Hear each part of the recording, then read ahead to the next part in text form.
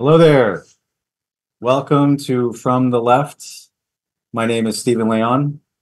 I'm running for the House of Representatives here in Virginia's 8th District.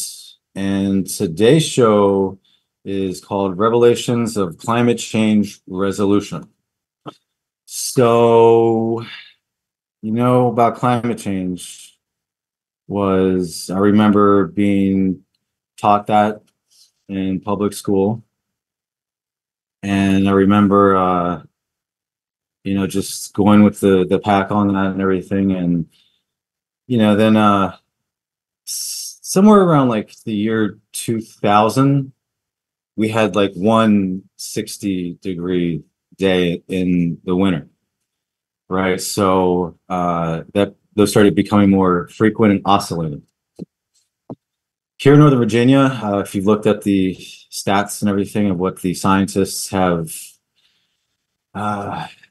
postulated, that it's going to get warmer in other areas and it's going to get wetter or drier. Certain species are going to thrive and whatnot. We're seeing that today. And I remember asking my grandmother, she's lived in the same home since 1974. And she ended up buying it in 2000. And she'd always done her own gardening and everything like that. And I noticed maybe 10 years ago that her bushes in the front yard, there's two bushes on each side of the front door, and it looks like the eastern winds had pushed them in. And my grandmother didn't really do much trimming like that. She didn't do anything like with those bushes. And I asked her, Granny, like, you've been here since the 70s? Has it gotten warmer? She says, yes. If you talk to a lot of people, the evidence is irrefutable. And the challenge is that this is an incalculable thing. Here in Northern Virginia, it's clearly gotten wetter. We just had a fire going off in Texas. Wildfires are natural, but it's so easy to say, or it has been easy to say, that that's just propaganda. Or again, a lot of that has been fueled through corporations, and it's sad and it's alienating and it's frustrating. Okay. And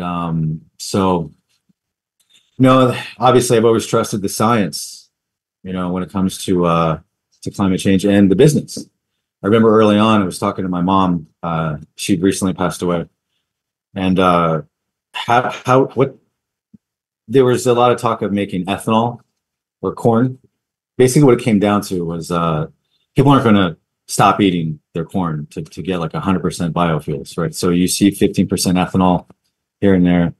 As time went on, I had temped here and there. I started working in intellectual property 15 years ago, been doing it ever since. And through research and everything, just still having that, staying on top of everything. What are we going to do? How are we going to transition from fossil fuel? And it's not trying to demonize oil. Carbon is recyclable. Everything is recyclable. So, there was a missing piece. It's not just wind turbines. It's not just solar panels. You can't just litter the whole planet with solar panels. They're intermittent. They're dependent on the sun. Wind turbines, things like that. They just don't produce enough energy that we need. So what I found was a company called TerraPower, and they're all about the advanced nuclear energy. And nuclear energy's research has been there for so long. This TerraPower machine uses depleted uranium. There's over 200 years worth, more than that, of depleted uranium that is just sitting there in Kentucky. Maybe more than 200 years worth of depleted uranium. And depleted uranium is no more volatile than lead. So there are other things. There's also fusion. We may never get to a place where we can use fusion. My patent agent tells me that, which is part of what I wanted to dabble into a bit here, where it's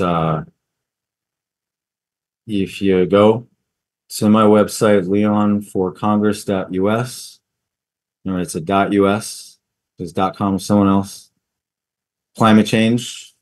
You click on that right there. You can see this credible source that which just happened.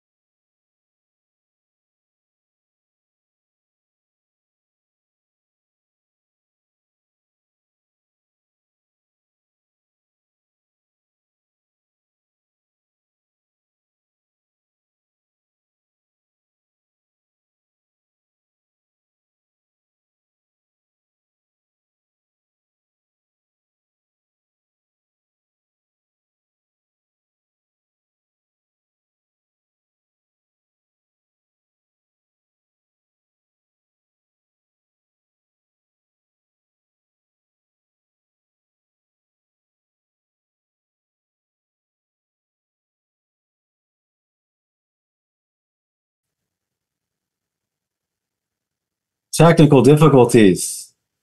Am I back on here? I apologize for that.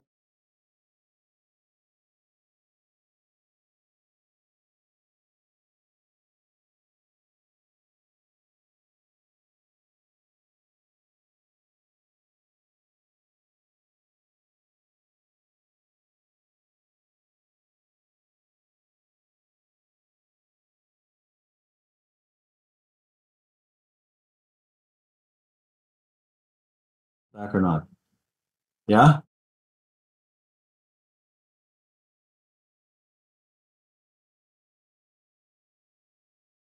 We left off at this. Am I sharing my screen?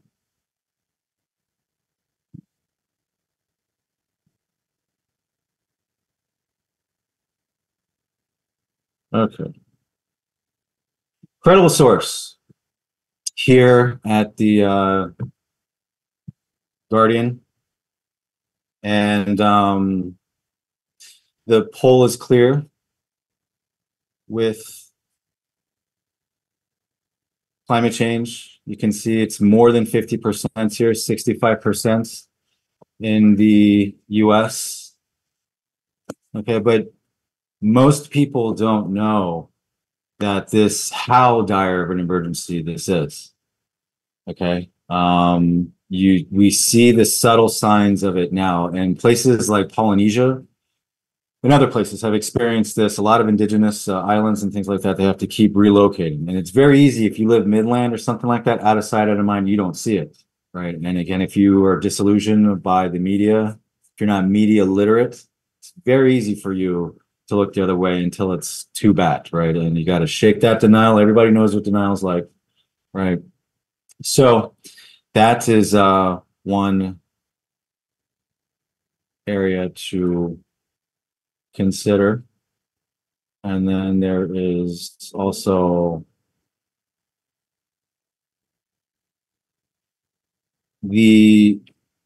to include supporting policy which aims resolution by 2050, which followed that link there. However, climate change as an international challenge can be resolved by engaging three levers simultaneously through technology, finance, and government. Technology is available, but implementation is obstructed due to the green premium, where policy can mandate incentives from fossil fuel assets. Though the Infrastructure Investment and Jobs Act, which is only partial in one of these levers, is a good start, more needs to be done, and we cannot become dependent on public funding. That's huge. Again, from any opposition that you hear from the right, we don't want to go social. Everything, we cannot become dependent on public funding. Pricing carbon is another viable item to expedite resolution without disrupting the fragile economics by easing the most planetary suffering from the inevitable coming years. From all the things in my agenda that take equal priority, without a survival environment, we have nothing. Endless discussion in a variety of institutional setting has passed, and it's time for action. I just showed you this the Guardian article and also everything that's going on in the UN. It's a big problem. This also gives us an opportunity to help our international relations. If we can find common goals, that's down here in the foreign matters, the foreign affairs. And then so where I get these solutions from primarily is the work of Bill Gates. And I read his book around the same time that I was working on this patent I'm about to show you. It's How to Avoid a Climate Disaster. And he's really close friends with wow, the prominent guy in finance. His name is eluding me right now.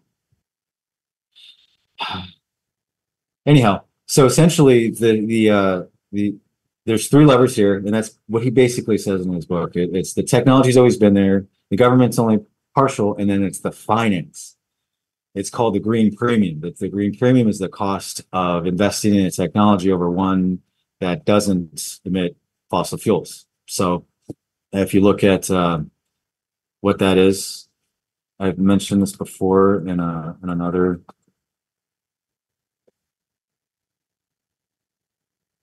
podcast. You can see, just read through that, and there's a graph here if it loads. So it's not just fossil fuels, it's food. We are going to have no choice. It's not unholy meat. There's always been opposition when it comes to religion and politics. Even our state of Virginia is founded on it. Well, that and the Protestant and Catholicism, the ideologues from there and things like that. You really got to get with Amendment 1 on this stuff. It's not unholy meat. There's just population increases, and we're gonna probably, if we get this taken care of, probably all meat will be 30% synthetic at some point.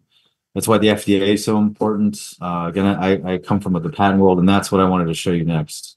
Is going to my LinkedIn, and I don't know why my verified button isn't working. This one's free, costs money to do the other ones. I maybe it's because I've had a beard and longer hair, it just doesn't work. This is me. I test and affirm this is me, and if it will load. Just like anything else, LinkedIn provides a section here for achievements and experience. You can see the law firm I'm working at now, been there almost 4 years. Birch Stewart, I was there for about 10. I also temped 18 years prior to that at Birch Stewart. So, but here, patents. So if you go to the see patent, and you can look at the PDF. This is what it actually looks like. This has been granted. Right, you can see it's granted just almost a year now. Kind of sitting on a gold mine here with this. From a guy who's talking about getting money out of politics. Well, I have my own stock, okay? I don't need to.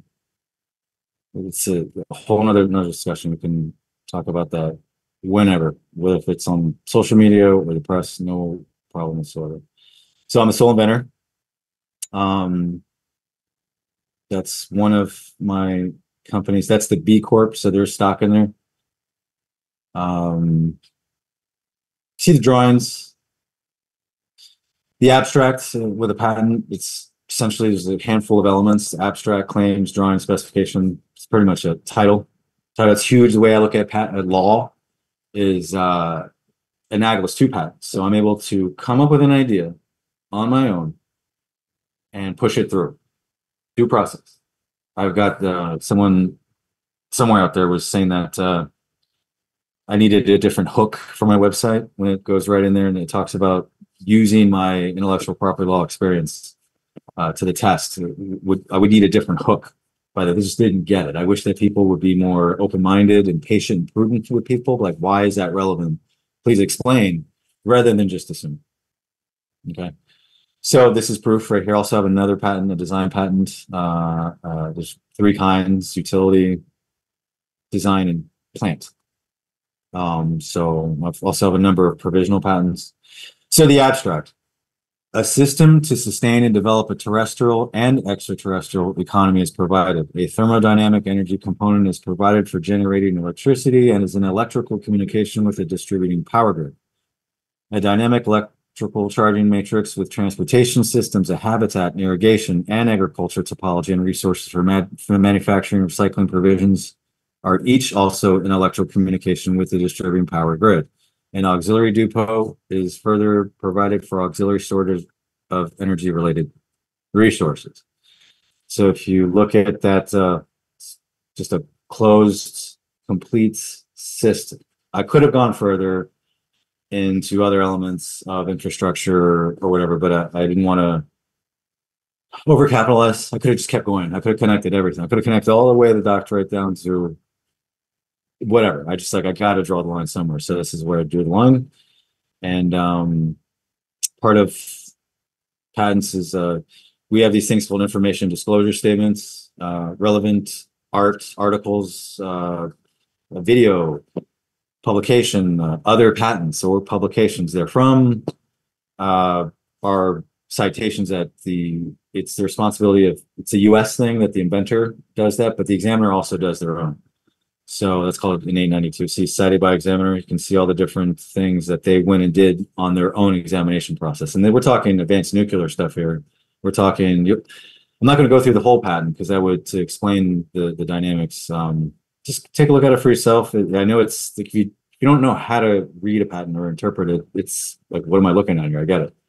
And it's acquired skill, but everything else is, the last thing I'm going to share just about this patent is the background, which is what we also call a specification. Well, it's the whole thing here is a specification.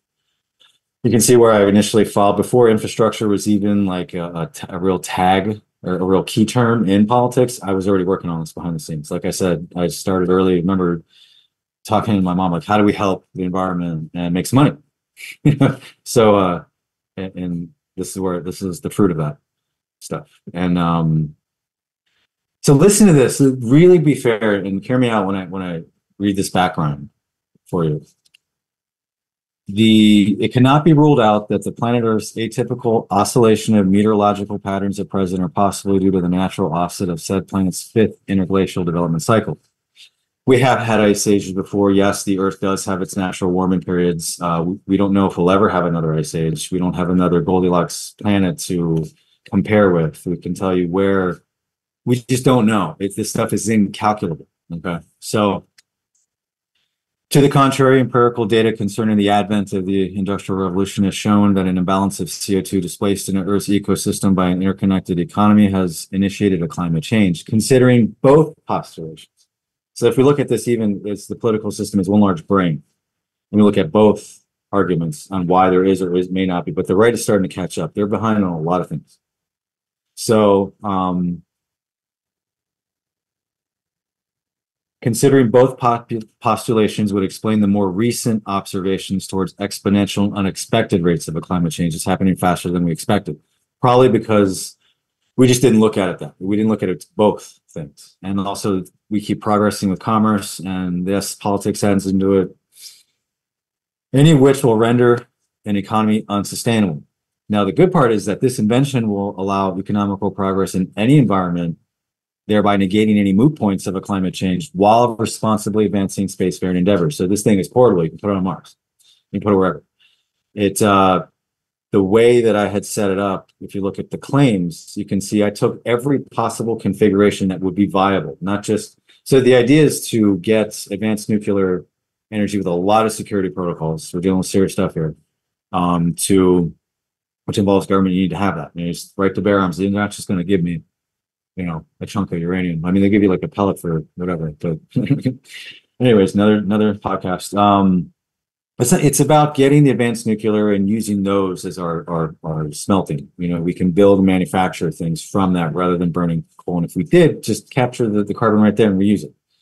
That's how the oil industry can still maintain its market share, right? It's how there's lots of useful things can be made from carbon. Kevlar, shoes. I think I bought a pair of Adidas that doesn't have any virgin plastic, is what they're calling it. You can just make all kinds of useful stuff. Sequestering carbon from the oceans, in that, I believe it's hydrolysis. In that conversion process, the byproduct is hydrogen. It's a win-win all the way around. Okay, this isn't about politics. This is about science, money, and math, right? So that's about.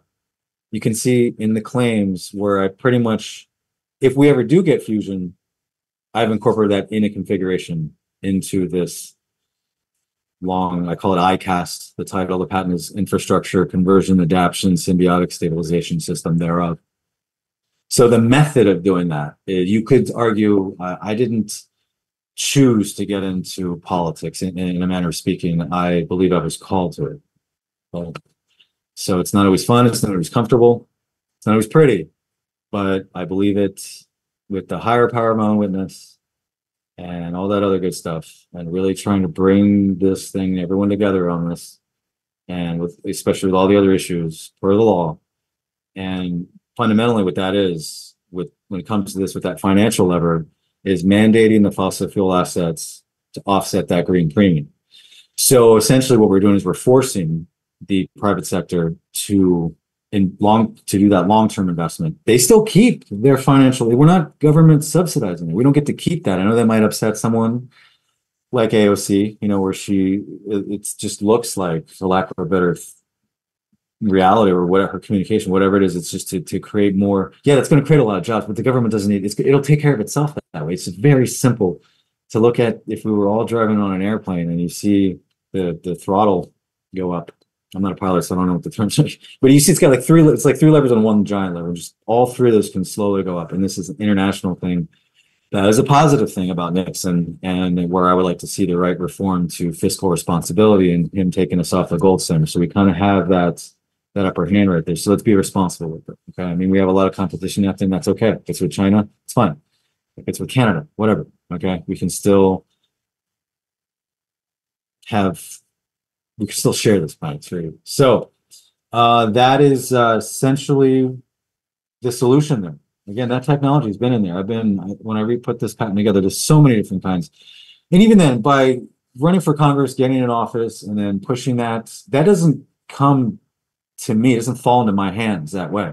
As soon as these pieces are going to connect anyways, and then I can capitalize. Me even just promoting it right now is hey, you know what I mean? I was called to serve. I didn't plan to do it.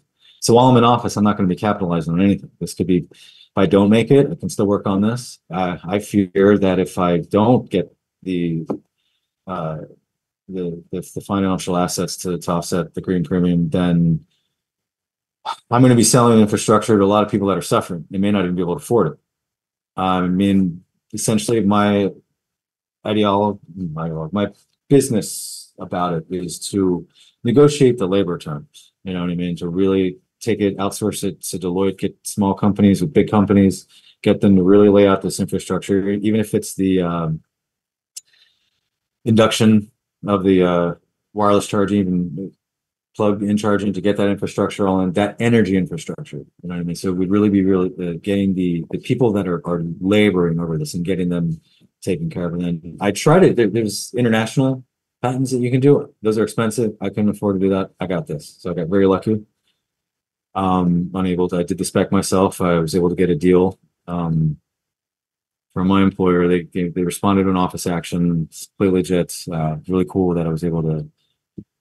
It's very fortunate. I just want to get back. I really want to do good with this stuff. And I hope that shows. I'm not just another local deep state, whatever. You know what I mean? Like they all want to talk about an outsider.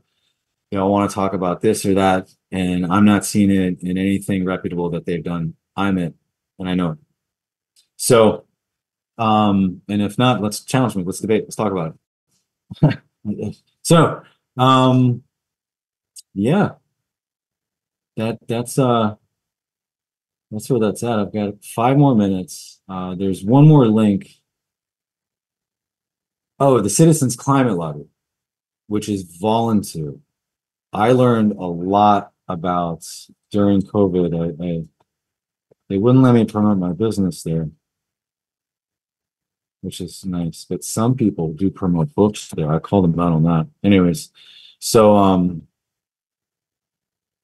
if an institution has some corruption in there, and it's not necessarily an institution, it's like founded on it. It's like, it's just, again, I go about that all the time, you know what I mean? Bad apples, and they need to go, or they need to go up to code. You know what I mean? You don't just get rid of the whole institution. So this is a really cool place. It's totally free. It's all over the country. It's all over the world.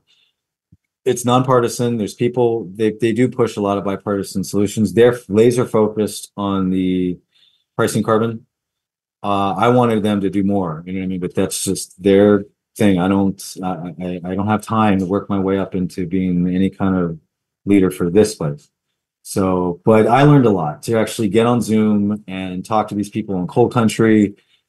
Yeah, I mean, it's just not appropriate. I didn't ask them if they voted left or right. There's a lot of cool stuff all over to really get involved. You can meet one of the climate scientists that Dr. Mike McCracken. He's a renowned climate scientist. I friended him or connected with him on LinkedIn. And so he looked at my patent. He gave a suggestion. Turns out he's not an inventor. I talked to my agent about it, my patent agent.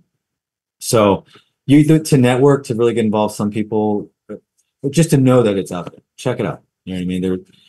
Don't get caught up in the hype of disillusionment. You know what I mean? I recognize that there's media bias out there. Media can get corrupted too. That's why I incorporated the media bias chart, media literacy. That's another topic. With 3 minutes left, I'm looking through my notes here, and I don't see.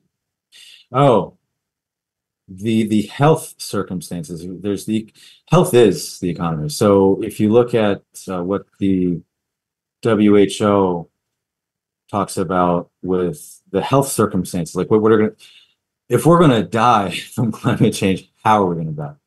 I know I have to alarm you. You know, this is serious. Any other issue that's going on, this is the most dire for the human species. From all the different things that I've researched, it surely is. And no one's taken seriously enough. And it's very unfortunate. We're the only country in the world where half of us don't subscribe to it. We're starting to. So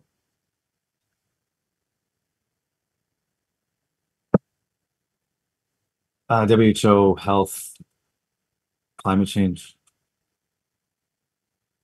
and a lot of this, they'll tell you straight up that they'll tell you how much it's going to cost. It's going to wreck our financial system. It does. Any responsible business executive would know that if this is going to wreck our world, then better invest in it. I've called out Governor Youngkin. He used to work for the Carlyle Group, which is a well-known fossil fuel asset conglomerate. And if he wants to be a hero or a tyrant that looks like Mr. Rogers, the choice is his. Okay, I think I'm out of time. I apologize for that technicality error. Something came out of my wall. Looks like we're good now. And I'm going to go ahead and close out. Wish everybody a good night, and I will see you next week. Thank you, Stephen.